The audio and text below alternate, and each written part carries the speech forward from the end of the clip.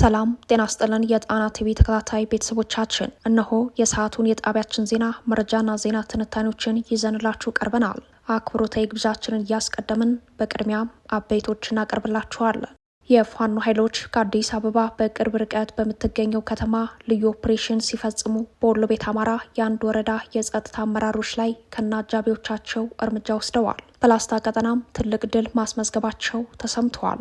እነዚህ የግንባር መረጃዎች በዝርዝር ተሰናድተዋል። የብልጽግናው ጄኔራል ሚስጥራዊ ንግግር አፈትልኮ ወጥቷል። የጄኔራሉ ሚስጥራዊ ንግግር ቀጣዩን የጦርነት ሁኔታ በዝርዝር ያሳየ ሆነዋል። ለመሆኑ የጄኔራሉ ሚስጥራዊ ንግግር በምን ወታደራዊ ጉዳዮች ላይ የሚያተኩር ነው ለሚለው አብራችሁን ስትዘልቁ ትሰሙታላችሁ።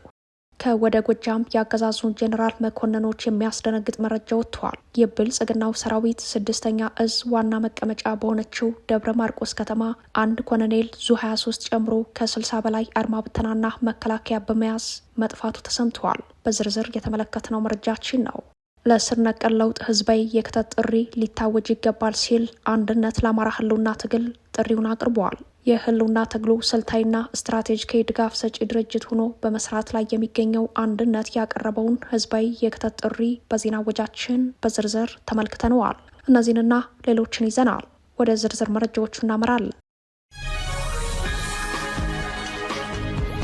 የፋኖ ኃይሎች ከአዲስ አበባ በቅርብ ርቀት በምትገኘው ከተማ ልዩ ኦፕሬሽን ሲፈጽሙ በወሎ ቤት አማራ የአንድ ወረዳ የጸጥታ አመራሮች ላይ እርምጃ ወስደዋል። በላስታ ቀጠናም ትልቅ ድል ማስመዝገባቸው ተሰምተዋል። አፋብሃ አሳምነው እዝ ከሰምኮር ነበልባል ክፍለ ጦር ጄኔራል ተፈራ ማሞ ብርጌድ ከአዲስ አበባ ከተማ በቅርብ ርቀት ላይ በምትገኘው አረርቲ ከተማ በአገዛዙ ሰራዊት ላይ መብረቃዊ ጥቃት የተባለለትን ጥቃት መሰንዘራቸውን እዙ በግንባር መረጃው አስታውቋል። ተደጋጋሚ የከተማ ልዩ ኦፕሬሽን በመስራት የሚታወቀው ጄኔራል ተፈራ ማሞ ብርጌድ ዘመቻውን መምራቱን ያስታወቀው እዙ ህዳር 16 2018 ምሽት 2 ሰዓት በአረርቲ ከተማ ልዩ ስሙ አሮጌው ከብት ተራ ተብሎ በሚጠራው የከተማው ክፍል በፈጸሙት ፈጣን ማጥቃት የአገዛዙ ጥምር ጦር ላይ ሰብአዊና ወታደራዊ ቁሳዊ ውድመት ማድረስ መቻላቸውን አፋብሃ አሳምነው እዝ ገልጸዋል። በዚህ ልዩ ኦፕሬሽን ሚሊሻና የልዩ ዘመቻዎች የኮማንዶ አባላት ሞትና ቁስለኛ ማድረግ መቻሉን የገለጸው እዙ ኦፕሬሽኑ በምሽት የተፈጸመ በመሆኑ ሰብአዊ የጉዳት መጠኑን በዝርዝር ማወቅ እንዳልተቻለ፣ ነገር ግን ከባድ የተባለ ኪሳራ ማድረስ መቻሉን በግንባር መረጃው ላይ አመላክተዋል። አረርቲ ሆስፒታል በርካታ ቁስለኛና ሞት እንደታየ የመረጃ ምንጮችን ጠቅሶም ገልጿል። አፋብሃ አሳምነው እዝ ለአዲስ አበባ ከተማ ቅርብ የሆኑ የሸዋ ከተሞች በተለይም አረርቲ ተከታታይ ኦፕሬሽን በመስራት ይታወቃል። ባለፈው ሳምንት ናደው ሻለቃ የተሳካ የደፈጣ ስራ በአሮጌ ምንጃር መፈጸሙን ያስታወሰው እዙ አረርቲ ላይ የተፈጸመው የምሽት ስኬታማ ኦፕሬሽን ቀጣይነት እንደሚኖረው አረጋግጧል። አረርቲ ከተማ ከአዲስ አበባ ከተማ በ60 ኪሎ ሜትር ርቀት ላይ የምትገኝ ፖለቲካዊ ትርጉም ያላት ከተማ መሆኗ ይታወቃል። መረጃውን ያደረሰን የአፋብሃ ደቡብ አማራ ቀጠና አሳምነው እዝ ከሰምኮር ነበልባል ክፍለ ጦር የህዝብ ግንኙነት ክፍል ነው። በሌላ የግንባር መረጃ በወሎ ቤት አማራ የአልቡኮ ወረዳ ማዕከል በሆነችው ከተማ የፋኖ ኃይሎች በፈጸሙት ማጥቃት የከተማው የጸጥታ አመራሮችን ሞትና ቁስለኛ ማድረጋቸው ተሰምተዋል። አፋብሃ ምኒልክ ዕዝ ልጅ ኢያሱ ኮር የጎፍ ክፍለ ጦር የፋኖ ኃይሎች በሳልመኔ ከተማ በመግባት በፈጸሙት ማጥቃት የአልቡኮ ወረዳ ፖሊስ ጽፈት ቤት አመራር የሆኑት አልያሰንና የሚሊሻ ጽፈት ቤት አመራር ካሳው እንዲሁም ሌሎች የወረዳው አመራሮችን ከነአጃቢዎቻቸው ሞትና ቁስለኛ ማድረግ መቻላቸውን የኮሩ ህዝብ ግንኙነት ክፍል አስታውቋል። በዚሁ የወሎ ቤት አማራ የውጊያ ቀጠና አፋብሃ ምኒልክ ዕዝ በግዙፉ ላስታ ጄኔራል አሳምነው ጽጌ ኮር ተጨማሪ ድል ቀንቶታል። የኮሩ ክፍል የሆነው ማረጉ ተማረ ክፍለ ጦር ባደረገው አውደ ውጊያ ከ20 በላይ የአገዛዙ ጦር ሲደመሰስ ከ35 በላይ ቁስለኛውን ይዞ ወደ መጣበት እንዲመለስ ማድረጉን በግንባር መረጃው ላይ አመላክተዋል። የአገዛዙ 12ኛ ክፍለ ጦር 2 ሬጅመንት የ65ኛ ክፍለ ጦር 2 ሬጅመንት ኃይልና የ65ኛ ክፍለ ጦር ሜካናይዝድ በጥምረት 1 ዙ 23 ና 4 ዲሽቃ በመያዝ መነሻውን ከላስታ ወረዳ ብልባላ ከተማ በማድረግ ሌሊቱን በመጓዝ የፋኖ ኃይሎች በሚገኙበት የምርሃነ ክርስቶስ ነጻ ቀጠና መግባቱን ተከትሎ በተቀሰቀሰው ውጊያ ከ20 በላይ ጦሩን ሰውቶ 35 የሚደርሱ ቁስለኞቹን ይዞ መውጣቱን የገለጸው የኮሩ ህዝብ ግንኙነት ክፍል ነው። ውጊያው የተካሄደው በላስታ ዛዚያ ስላሴ፣ ዳምቢያ እና አሞራ ደብር የተባሉ ቀጠናዎች እንደሆነ በግንባር መረጃው ላይ ተመላክተዋል። የብልጽግናው ጄኔራል ሚስጥራዊ ንግግር አፈትልኮ ወጥቷል። የጄኔራሉ ሚስጥራዊ ንግግር ቀጣዩን የጦርነት ሁኔታ በዝርዝር ያሳየ ሆኗል። ጣቢያችን ጣና ቲቪ በኩለ ቀን ዜና ወጃዋ ይፋ ባደረገችው ወታደራዊ መረጃ ላይ እንደተመለከተው አገዛዙ አጥፍቶ ጠፊ ድሮኖችን ሊያሰማራ ስለመሆኑ እስካሁን ባለው መረጃ ከ112 በላይ የሚሆኑ አጥፍተው የሚጠፉ ድሮኖች ወደ ውጊያ ቀጠናዎች መጓጓዛቸውን ወታደራዊ ምንጮች ዋቢ በማድረግ መዘገባችን ይታወሳል። በተከታታይነት የወጣው ወታደራዊ መረጃ ደግሞ የብልጽግናው ጄኔራል መኮንን ሚስጥራዊ ንግግር የያዘ ነው። ይህ አፈትላኪ መረጃ የሰሜን ምዕራብ እዝ ዋና አዛዥ የሆኑት ሌተናል ጄኔራል ብርሃኑ በቀለ በመሩት አንድ ስብሰባ ላይ በሰጡት የውጊያ ማብራሪያ ላይ የተናገሩት ንግግር ሲሆን ሚስጥራዊ ንግግራቸው ቀጣዩን የጦርነት ሁኔታ በዝርዝር ያሳየ ሆኗል። ድሮን እናመርታለን። 3 ተቋማት ድሮን ያመርታል። የደህንነት ያመርታል፣ ኢንሳ ያመርታል፣ አየር ኃይል ያመርታል። አሁን በቅርብ ጊዜ በፈጠነ ጊዜ እስከ ክፍለ ጦር ድሮን እንታጠቃለን። እስከ ክፍለ ጦር ማለት ክፍለ ጦር ጋር ሰው ይሰለጥናል፣ ኮምፒውተር አለ፣ የተሟላ አለ። አንዳንዱ ድሮኖች የማይመለሱ ድሮኖች ነው የምንታጠቅ። ይሄዳል፣ ታየዋለህ በስክሪን ክፍለ ጦር ላይ ጣቢያ ላይ ሆነ እስከ 25 ኪሎ ሜትር እስከ 15 ኪሎ ሜትር በድሮን እንዋጋለን። መደበኛ ተዋጊ ኃይሉ በከፍተኛ መጠን የሰው ኃይሉ የተመናመነበት አገዛዙ በአዲሱ ስምሪቱ በክፍለ ጦር ደረጃ ሳይቀር አጥፍቶ ጠፊ ድሮኖችን ለመጠቀም እንዳቀደ የሚያረጋግጠው የጄኔራሉ ንግግር ቀጣዩ ጦርነት ምን መልክ እንደሚኖረው ያሳየ ሆኗል። ጄኔራሉ በፈጠነ ጊዜ ሲሉ በገለጹበት የንግግራቸው ክፍል ላይ በክፍለ ጦር ደረጃ ከ25 እስከ 30 ኪሎ ሜትር ድረስ በሚኖር ርቀት በድሮን እንደሚዋጉ አመላክተዋል። በዚህ መልኩ የአገዛዙን እቅድ በኩራት ሲናገሩ የተደመጡት ጄኔራሉ እርሳቸው የሚመሩት ሰሜን ምዕራብ ዕዝን ጨምሮ የብልጽግናው አገዛዝ ካሉት 11 ዕዞች ውስጥ 80 ከመቶ የሚሆነው ሰራዊት የሚገኘው በአማራ ክልል ቢሆንም ጦርነቱ ምን ያክል እንደከበዳቸው በአፈትላኪ ሚስጥራዊ ንግግራቸው ላይ ተመላክተዋል። ከዚህ ቀደም ጠቅላይ ሚኒስትሩ የምንዋጋው በቴክኖሎጂ ነው ማለታቸው ይታወሳል። አሁን ቅድም እንዳየነው አጥፍተው የሚጠፉ ድሮኖች በከፍተኛ ቁጥር እያመረትን እንገኛለን። እነዚያ ድሮኖች በስዋርም መልክ የሚደረጉ ውጊያዎች ካሉ ወደ ታርጌት ሄደው አሁን ባደጉት ሀገራት እንደምንሰማው የጠላትን ስብስብ ሊያጠፉ ይችላሉ። አንደኛ ያየነው ሱሳይድ የሚያደርጉ ራሳቸውን አጥፍተው ታርጌት የሚያጠፉ ዩኤቪዎች ናቸው። የሚሸከሟቸው ፔሎዶች አሉ።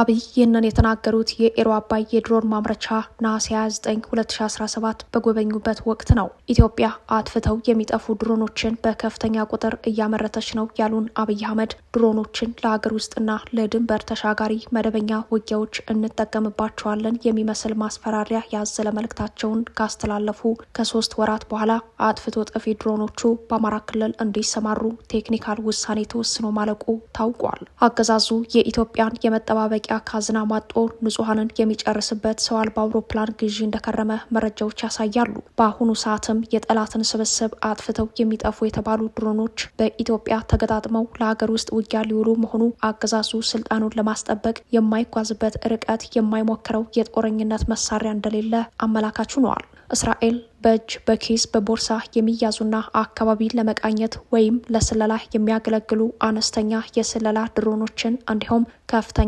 የማጥቃት አቅም ያላቸው አጥፍቶ ጠፊ ድሮኖችን ሐማስንና ሂዝቦላን ለማጥቃት በተደጋጋሚ መጠቀሙ ይታወሳል። አብይ በበኩላቸው በኢትዮጵያ የሚገጣጠሙ የተባሉ አጥፍቶ ጠፊ ድሮኖችን ለሀገር ውስጥ ጦርነት በይበልጥ ንጹሐንን ለማጥቃት ሊጠቀሙበት ስምሪት ሰጥተዋል። በቀደመ ንግግራቸው ድሮንን በተመለከተ የኢትዮጵያን ሕልውና ሉዓላዊነት የሚገዳደር አደጋ ሲመጣ የተጀመረውን ብልጽግና ለማስጠበቅ እንጠቀማቸዋለን ሲሉ ቢሰሙም በግዥ ያመጧቸው ድሮኖች ንጹሐንን ለማጥቃት፣ ማህበራዊ መሰረተ ልማቶችን ለማውደም ጥቅም ላይ መዋላቸው ዓለም አቀፋዊ ውግዘት ያስከተለባቸው የጦር ወንጀል ተግባራቸው ነው። ከዚህ ቀደም የደህንነት መረጃዎችን በምርመራ ዘገባዎቹ በማውጣት የሚታወቀው አፍሪካን ኢንተለጀንስ የአብይ አህመድን የጦርነት ፖሊሲ ይዘት ፍንትው አድርጎ የሚያሳይ ትንታኔ ማስነበቡ ይታወሳል። አብይ አህመድስ ኔትወርክስ ቱ ሜክ ሜክ ሜድ ኢን ኢትዮጵያ ድሮንስ በሚል ርዕስ የወጣው የጥቅምት ወር ትንተናው ከያዛቸው ወታደራዊ ሚስጥሮች አንዱ አብይ አህመድ በአሁኑ ሰዓት የቅድሚያ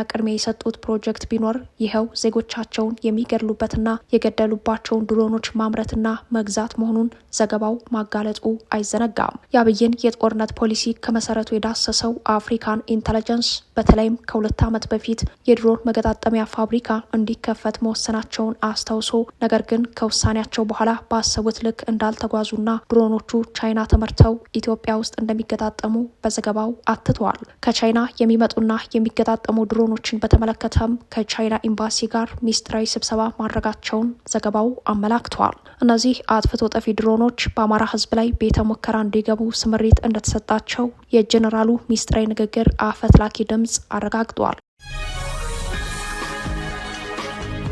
አድማጭ ተመልካቾቻችን ምርጫችሁን ጣና ቲቪን ስለምታደርጉ እናመሰግናለን። ከወደ ደብረ ማርቆስ የአገዛዙን ጄኔራል መኮንኖች የሚያስደነግጥ መረጃ ወጥቷል። የብልጽግናው ሰራዊት 6ኛ እዝ ዋና መቀመጫ በሆነችው ደብረ ማርቆስ ከተማ አንድ ኮሎኔል ዙ 23ን ጨምሮ ከ60 በላይ አድማ ብተናና መከላከያ በመያዝ መጥፋቱ ተሰምተዋል። ከአገዛዙ የስምሪት ቀጠና የጠፉ እነዚህ ኃይሎች በምን ሁኔታ ላይ እንደሚገኙ ማወቅ ባይቻልም የዜና እየተጠናቀረ በነበረበት እኩለ ቀን የጠፉ ኃይሎችን ፍለጋ የ6ኛ እዝ ዋና አዛዡ ሜጀር ጄኔራል ብርሃኑ ጥላሁን በሰጡት ትዕዛዝ ደብረ ማርቆስ ያለው ኃይል ሙሉ በሙሉ በሚባል ደረጃ ከተማው ለቆ አሰሳ መውጣቱ ከአካባቢው የወጡ መረጃዎች ጠቁመዋል። ደብረ ኤልያስ ያለው የአገዛዙ ጦር መንገድ ለመዝጋትና ተጨማሪ የአሰሳ ቦታዎችን ለማካለል አስቸኳይ የስምሪት ስብሰባ መቀመጡም ተሰምተዋል። የብልጽግናው አገዛዝ ከስምሪት ቀጠናዎች ወጥቶ መኮብለል የተለመደ ቢሆንም ከፍተኛ የሚባለውን ከባድ መሳሪያ ዙ 23 ይዞ የኮበለለ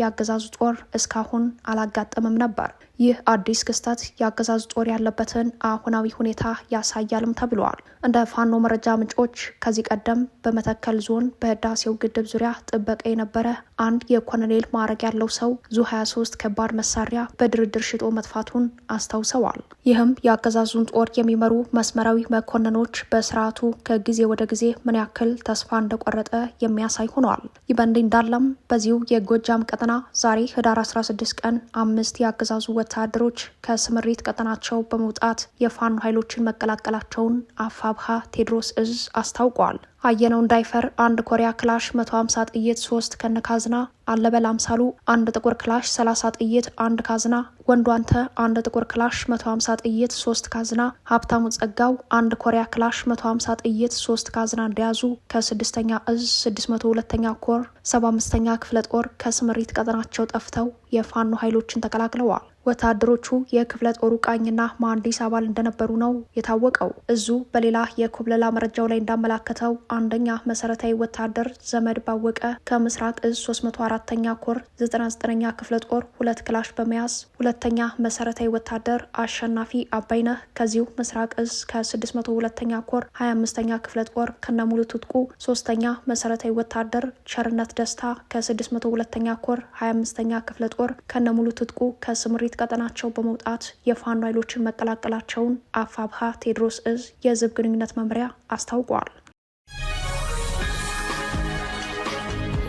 ለስር ነቀል ለውጥ ህዝባዊ የክተት ጥሪ ሊታወጅ ይገባል ሲል አንድነት ለአማራ ህልውና ትግል ጥሪውን አቀረበ። የትግሉ ስልታዊና ስትራቴጂካዊ ድጋፍ ሰጪ ድርጅት ሆኖ በመስራት ላይ የሚገኘው አንድነት በዛሬው ዕለት በወጣው መግለጫ ለስር ነቀል ለውጥ ህዝባዊ የክተት ጥሪ ሊታወጅ ይገባል ብለዋል። በዋናነት የትግል ስትራቴጂካዊ ምልከታዎችን በ3 አውድ በመቃኘት ራስን የመከላከል ትግልን፣ ከተሞችን ማዕከል ያደረገ ህዝባዊ ንቅናቄንና ስትራቴጂካዊ ጥምረቶችን ያቀፈ እንዲሆን በልዩ ትኩረት ድጋፋችን እንደቀጠለ ነው ያለው አንድነት በአሁኑ ሰዓት በኢትዮጵያ በተለያዩ የህብረተሰብ ክፍሎች የተጀመረውን የከተማ ንቅናቄ ወደ ሙሉ ህዝባዊ ኃይል እንዲቀየር በተቀናጀ መልኩ የሀሳብ ድጋፎች በማድረግ ላይ እንደሚገኝ አስታውቋል። አንድነት ለአማራ ህልውና ትግል በመግለጫው ላይ ጥቅል የሁኔታ ግምገማዎች፣ የትግል ሁኔታዎችና የትግል ባለድርሻዎችን የማስፋት ስትራቴጂ በሚል በ3 አንኳር ነጥቦች በማተኮር ለስር ነቀል ለውጥ ከተሞችን ማዕከል ያደረገ የትግል ስልት ወሳኝ እንደሆነ አመላክተዋል። በዚህም የብልጽግናው አገዛዝ በሚከተለው የጦርነት ፖሊሲ የተነሳ 100 ሺዎችን የቀጠፉ ጦርነቶች አቅጣጫና ምክንያት እየቀያየሩ ቀጥለዋል ያለው አንድነት ባለፉት 7 ዓመታት የጅምላ መፈናቀል፣ በጅምላ ማለቅ፣ የድህነት ማጥ፣ ግፍ፣ ስቃይ፣ መከራና ቸነፈር በአማራ ላይና በሰፊው የኢትዮጵያ ሕዝብ ላይ ተፈጽመዋል። አገዛዙን ለመገርሰስ የሚደረገው ትግል ከገጠር እስከ ከተማ ሁሉንም የህብረተሰብ ክፍል ያሳተፈ ሊሆን ይገባል ሲል ጥሪውን አቅርበዋል። ቢቢሲን ጨምሮ ዓለም አቀፍ ሚዲያዎች እያወጡት ያለው የምርመራ ሪፖርት አስገድዶ መድፈር፣ አካል መቆራረጥና የጭካኔ ግድያዎቹ ኢትዮጵያውያንን ብቻ ሳይሆን የሰው ዘርን በሙሉ በጸረ ብልጽግና ትግል ሊያሰልፍ የሚችል ነው ያለው አንድነት ለስር ነቀል ለውጥ በሚደረገው ትግል አማራጭ የትግል ስልቶች ማደግ አለባቸው ብለዋል። የትግል ሁኔታዎችን የፈተሸው የአንድነት መግለጫ መምህሩ፣ የፋብሪካ ሰራተኛው፣ የጤና ባለሙያው፣ ጡረተኛው ሁሉ በአገዛዙ ላይ ጥያቄ እያነሳ ይገኛል። የከፍተኛ ትምህርት ተቋማት ተማሪዎች በአገዛዙ የትምህርት ፖሊሲ ላይ የመረረ ተቃውሞ በማሰማት ላይ መሆናቸውን በማውሳት ከ15 በላይ በሚሆኑ የመንግስት ዩኒቨርሲቲዎች የተሰማው የተማሪዎች የተቃውሞ ድምፅ መሰረታዊ መነሻው የአብይ አህመድ የአመራርና ፖሊሲ ውድቀት ነው ብለዋል። በመሆኑም የሚለው መግለጫው የተማሪዎች ጥያቄ ከአንድ ነጠላ የፖሊሲ ለውጥ ጥያቄ ወደ ስር ነቀል ለውጥ ማደግ አለበት ያለ ሲሆን ሂደቱን በቅርበት እየተከታተለው እንደሆነም አስታውቋል። የብልጽግናው አገዛዝ በህዝብ ትግል ሊገረሰስ ይገባል በሚል ጥሪውን ያቀረበው አንድነት በከተሞች የሚፈጠሩ ህዝባዊ ንቅናቄዎች ድሉን በማፍጠን ረገድ ትልቅ ዋጋ እንዳላቸው ዓለም አቀፍ ተሞክሮች እንዳጠና፣ በዚህም የከተማ መሰረት ያለው ትግል በኢትዮጵያ ሰፊ የለውጥ ዕድል እንደሆነ አመላክተዋል። ዋናው ነገር ከአማራ ብሎም ከኢትዮጵያ ተጨባጭ ሁኔታዎች ጋር በማዛመድ የከተማ ግንባርና ስትራቴጂካዊ ጥምረቶችን የህልውና ትግሉ አካል ለማድረግ ቁርጠኛ ሆኖ መገኘት መቻሉ ላይ ነው ሲልም ጥሪውን አቅርበዋል። አንድነት በመግለጫው ለአራት አካላት ግልጽ ጥሪ ያቀረበ ሲሆን የፋኖ ኃይሎች በአንድ ወጥ አመራርና የፖለቲካ ፕሮግራም ተደራጅተው ራስን የመከላከል ትግሉን ወደ ዘላቂ ድሉ እንዲያሻግሩ፣ በኢትዮጵያ የተፈጠሩ የለውጥ እድሎችን በአግባቡ እንዲጠቀሙ በድጋሚ ጥሪውን በማቅረብ ድጋፍ ሰጪ ድርጅቱ የሚጠበቅበትን ስልታዊና ስትራቴጂካዊ ድጋፍ መስጠቱን እንደሚቀጥል አረጋግጠዋል። ደሞዙን የተከለከለው የመንግስት ሰራተኛ፣ የተዘነጋው ጡረተኛ፣ በእድሜያቸው ላይ እየተቀለደባቸው ያሉ የከፍተኛ ትምህርት ተቋማት ተማሪዎች፣ የዘረኛ ፖሊሲ ጥቃት ሰለባ የሆኑ ነጋዴዎች፣ በኮሪደር ልማት ስያሜና በሌሎች አልባሌ ሰበቦች ሀብትና ንብረታቸውን የተቀሙ የከተማ ነዋሪዎች፣ ቤተ እምነታቸው እየወደመባቸውና እየታረዱ የሚገኙ አማኞች፣ በማያምንበት ጦርነት እየተማገደ ያለው የአገዛዙ ወታደር በሙሉ ይህንን አገዛዝ ለመጣል በሚደረገው ትግል ህዝባዊ የክተት ጥሪውን እንዲቀበሉ አንድነት ኑ ራሳችንና ኢትዮጵያን እናድን ሲል ይጣራል ብለዋል። በሶስተኛ ደረጃ የብልጽግና አገዛዝ ጀንበር የምትጠልቀው ሁላችንም የትም ቦታ ሁልጊዜ በቻልነው አቅም ስንታገል እንጂ ትግሉን ለአንድ አካል አደራ በመስጠት እንዳልሆነ እያሳሰብን በውጭ ሀገር የምትገኘው ዲያስፖራ ወገናችን ለስር ነቀል ለውጥ የሚደረገውን ህዝባዊ የክተት ጥሪ በያለበት እንዲቀላቀል ሲል ጥሪውን አቅርበዋል። ዓለም አቀፍ ማህበረሰብ በኢትዮጵያ ውስጥ እየተካሄደ ያለውን የነጻነትና የፍትህ ትግል በተለይ ደግሞ የአማራ ህዝብን የህልውና ትግል በአግባቡ ተረድቶ የጦር ወንጀለኛው የብልጽግና አገዛዝ በህዝብ ላይ የፈጸማቸውን የጦር ወንጀሎች ገለልተኛ በሆነ አጣሪ መንገድ እንዲያጣራ፣ በአገዛዙ ላይ ተጠያቂነት እንዲያረጋግጥ ጥሪውን ያቀረበው አንድነት በኢትዮጵያ ላይ ያንዣበበውን የመፍረስ አደጋ ለማስቀረት ህዝብን ከዚህ የከፋ እልቂት ለማዳን ዓለም አቀፍ ማህበረሰብ የበኩሉን ሚና ሊወጣ ይገባል ብለዋል። በሀገር ውስጥ ትግል መምህራን፣ የጤናና ግብርና ባለሙያዎች፣ ሌሎች የሙያ ማህበራት የከተማ ትግል ግንባሩን እንድትቀላቀሉ ሲል ጥሪውን ያቀረበው አንድነት በከተሞች ለሚካሄዱ ንቅናቄዎች ልዩ ትኩረት በመስጠት ስልታዊና ስትራቴጂካዊ ድጋፎችን አጠናክሮ እንደሚቀጥልም በመግለጫው ላይ አረጋግጠዋል። በመጨረሻም እስራኤል የነውጠኛውን ሐማስ የኦክቶበር 7 ጥቃት ተከትሎ በጋዛ ለ2 ዓመት የዘለቀ ጦርነት ተከፍቶ ጋዛ ወደ ፍርስራሽነት ተቀይራለች። ከሰሞኑ ይፋ የሆነ አንድ አዲስ ጥናት እንደሚያሳየው በጋዛው ጦርነት ከ100 ሺህ በላይ ሰዎች ተገድለዋል። የጀርመን የምርምር ተቋም ባወጣው አዲስ ጥናት ላይ እንደተመለከተው በጋዛ ጦርነት ከ100 ሺህ በላይ ሰዎች መገደላቸውን ገልጸዋል። በጋዛ የተገደሉ ፍልስጤማውያን ቁጥር ቀደም ሲል ከታሰበው በከፍተኛ ሁኔታ ከፍ ያለ ሊሆን እንደሚችል ሳምንታዊው የጀርመን ጋዜጣ ሳይት የሀገሪቱን የምርምር ተቋም አዲስ ሪፖርት ጠቅሶ ዘግቧል። በሰሜን ምስራቃዊዋ የወደብ ከተማ ሮስቶክ ውስጥ በሚገኘው ታዋቂው የማክስ ፕላንክ የዲሞግራፊ ጥናት ተቋም የምርምር ቡድን ስሌት መሰረት ለ2 ዓመት ገደማ በዘለቀው ጦርነት ቢያንስ 100 ሺህ ሰዎች ተገድለዋል። የፕሮጀክቱ ተባባሪ መሪ ኢሬና ቼን ሲናገሩ በጥናቱ የሟቾቹን ትክክለኛ ቁጥር ማወቅ ባንችልም በተቻለ መጠን ትክክለኛ የሆነውን ቁጥር ግምታዊ ስሌት ለማስቀመጥ እየሞከርን ነው ብለዋል። ጋዛ ነውጠኛው ሐማስ እንደ አውሮፓውያኑ የዘመን ቀመር ኦክቶበር 7 2023 በእስራኤል በአይነቱ ልዩ የሆነ መጠነ ሰፊ ጥቃት መፈጸሙን ተከትሎ በተቀሰቀሰው ጦርነት ሙሉ በሙሉ ሊባል በሚችል ሁኔታ ወደ ፍርስራሽነት ተቀይራለች።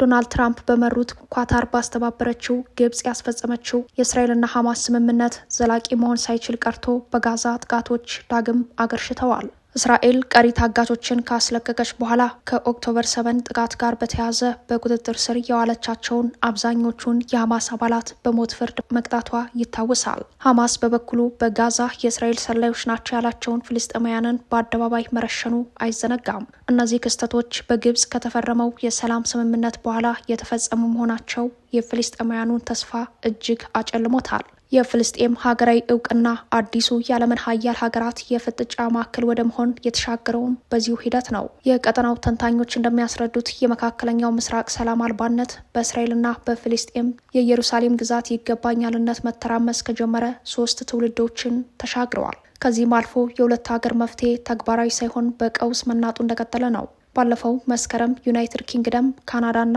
አውስትራሊያ በይፋ ለፍልስጤም የሀገርነት እውቅና መስጠታቸው ይታወሳል። እስራኤል በበኩሏ ካናዳን ጨምሮ የተወሰኑ ሀገራት ለፍልስጤም ሰጠነው ያሉት የሀገርነት እውቅና ህጋዊ አሰራርን ያልተከተለ ይልቁንም የጥቅምት 7 ጥቃት ውጤት በሚል ደስታውን የገለጸውን ሐማስን ጨምሮ ለሽብርተኞቹ የጥፋት ተግባር እውቅና የሚሰጥ በመሆኑ በእስራኤል በኩል ተቀባይነት የለውም ስትል ውድቅ ማድረጓ አይዘነጋም። እንግሊዝ፣ ካናዳና አውስትራሊያ ለፍልስጤም አስተዳደር ህጋዊ የሀገርነት እውቅና መስጠታቸው፣ በአንጻሩ አሜሪካ በበኩሏ ለእስራኤል ደህንነትና ዘላቂ ሰላም ቁርጠኛ ነኝ ስትል ወገንተኝነቷን ማሳየቷ የአሜሪካና እንግሊዝ የተለያየ አቋም የያዙት የፍልስጤም ሀገራዊ እውቅና አዲሱ የዓለም ሀያላን የፍጥጫ ማዕከል ወደ መሆን እያሻገረው መስሏል። ሩሲያና ቻይና ለፍልስጤም ሀገራዊ እውቅናውን ባይሰጡም የሁለት ሀገር መፍትሄን ጠንካራ ደጋፊ መሆናቸው ይታወቃል። ለእስራኤልና ፍልስጤም የሁለት ሀገር መመስረት የዓለም አቀፍ መፍትሄ አካል ነው የሚለው አቋም በሀያላን ሀገራት መደገፍ መጀመሩ የመካከለኛው ምስራቅ ፖለቲካን የሚቀይረው ሆኖ ይታያል። የሁለት ሀገራት መመስረት የሰላም ተስፋ እንዲያንሰራራ መንገዱን ይከፍታል የሚሉ እንዳሉ ሁሉ በእስራኤል እምቢተኝነት ውሳኔው ተጨማሪ ግጭቶችን በቀጠናው ያሰፋሉ የሚሉ ስጋቶችም አሉ። በተለይም ሐማስ የፖለቲካ ተዋናይ ሆኖ በቀጠለበት ሁኔታ የፍልስጤም ሀገራዊ እውቅና ተግባራዊ የመሆን እድሉ ጠባብ ነው የሚሉት ወገኖች እስራኤል በቡድኑ ላይ ያላትን አቋም በማስታወስ የኳታር ዶሃ የአየር ጥቃቱን ማሳያ አድርገው ያቀርባሉ።